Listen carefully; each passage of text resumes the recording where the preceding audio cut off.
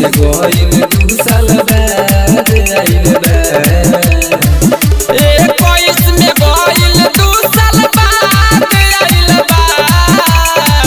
नया साल में पिकनिक मनावे नई हर में हमरा माल आइल बा रे यारबा।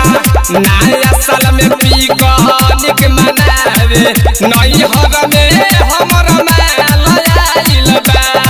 रिकॉर्डिंग बा A to Z Dhaka music पर जे।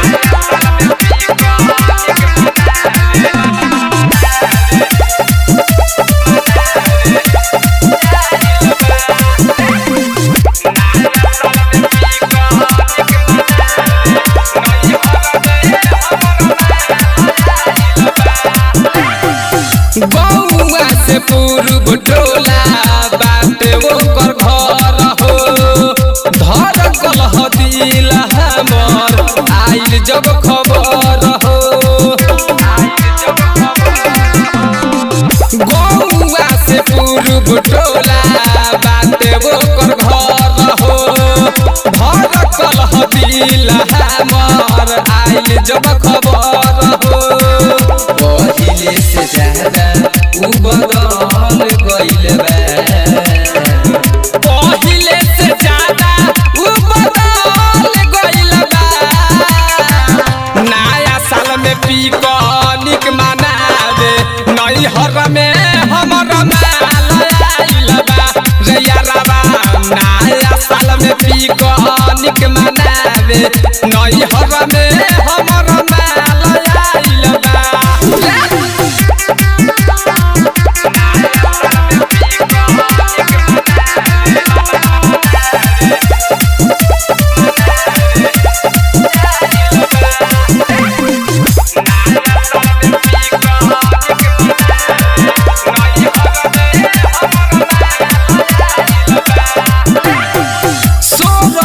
सिंगार कके चल छाना छम हो।